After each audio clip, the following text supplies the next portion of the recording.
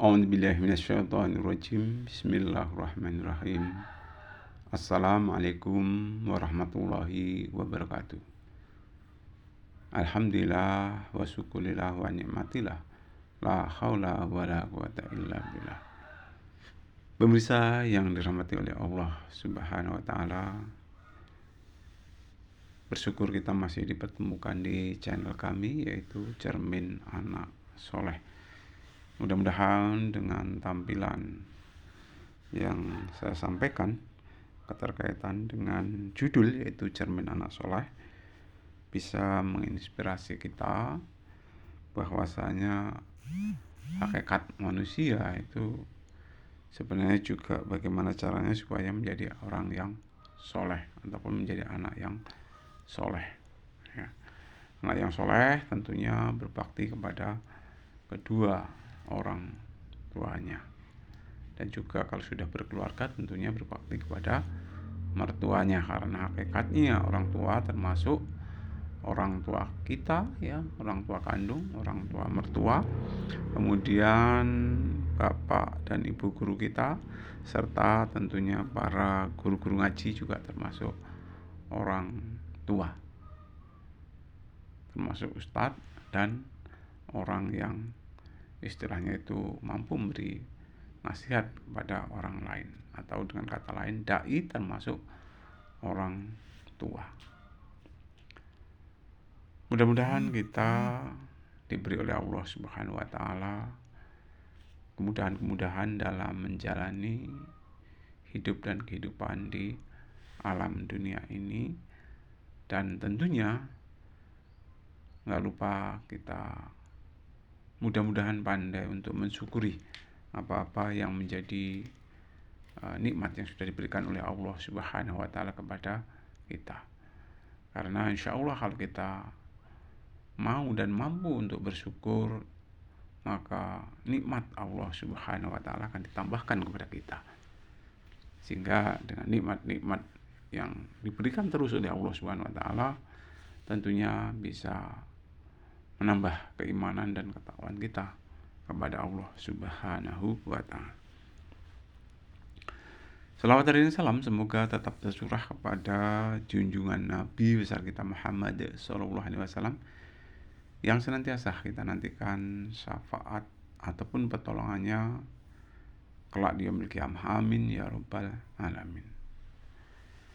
Kaum muslimin muslimat yang dirahmati oleh Allah Subhanahu wa taala, ada baiknya sesekali dalam 1 tahun ataupun dalam setengah tahun, ya, 6 bulan, ataupun dalam 2 bulan, ya, ataupun dalam 3 bulan, ya, itu kita refreshing ataupun rekreasi, ya. Hakikatnya rekreasi mau dimanapun itu intinya supaya lelah letih, ya, yang mana kita selalu dihadapkan dengan kegiatan-kegiatan rutinitas ataupun bekerja, ada baiknya kita refreshing, ya, kita fresh, ya, kita bersukaria, ya, mengadakan hiburan, ya. Sebenarnya nggak harus di laut, ya, kalaupun toh di pantai ataupun di laut, ya, itu hakikatnya juga sama saja.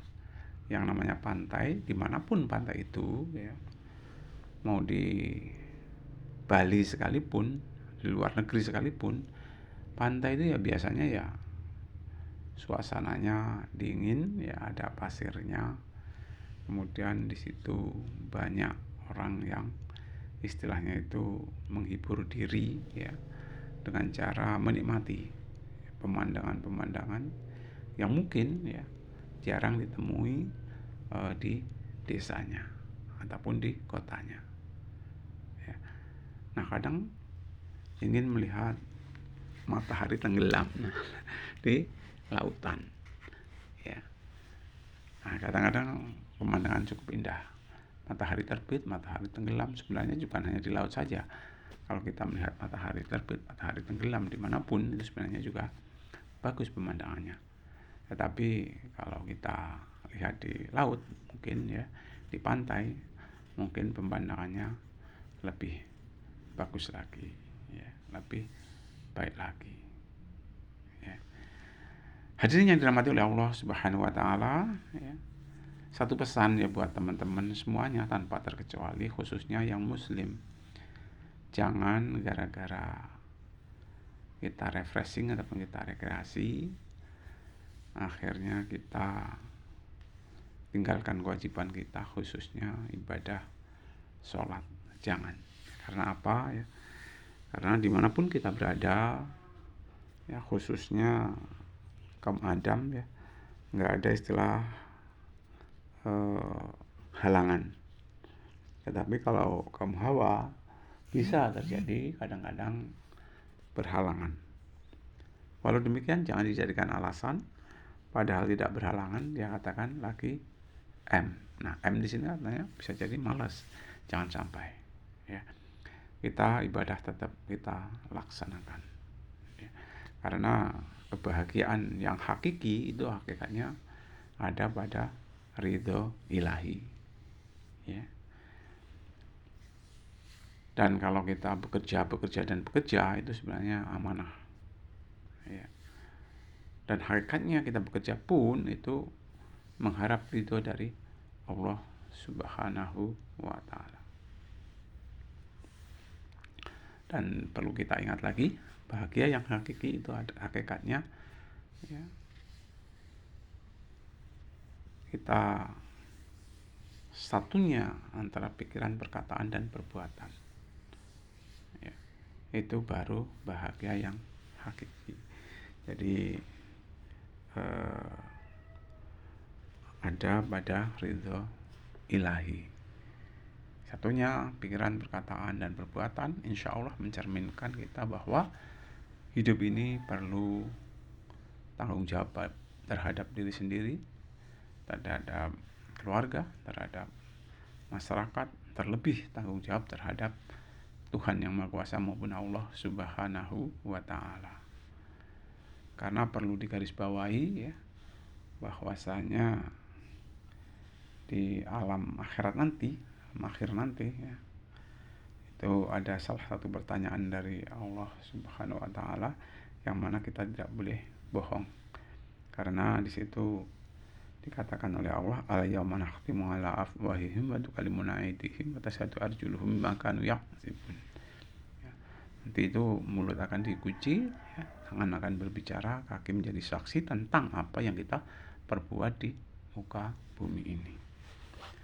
Hadirin yang dirahmati oleh Allah Subhanahu wa ta'ala, kalau kita bertitik tolak dari salah satu ayat ya, yang ada di dalam kitab suci Al-Quran, yaitu surat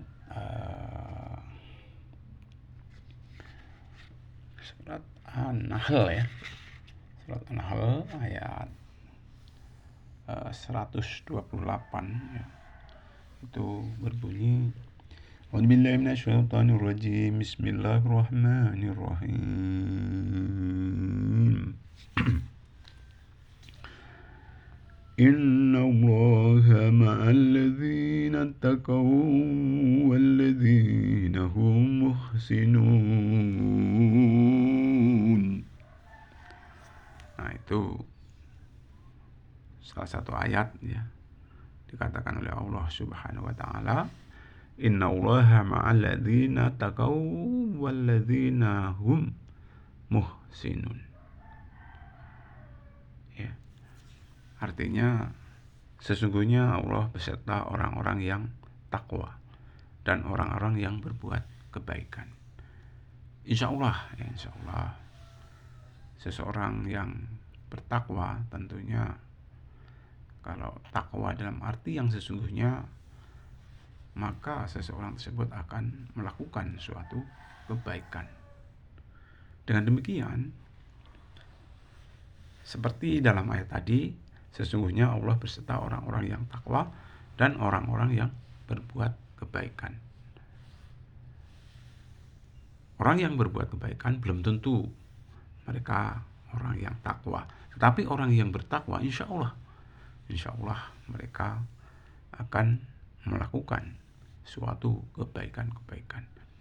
Karena dia yakin bahwasanya kalau kita berbuat baik kepada siapapun, kepada orang lain, ya, bahkan kepada binatang maupun tumbuhan ataupun segala makhluk, ya, itu hakikatnya kita berbuat baik kepada diri kita sendiri.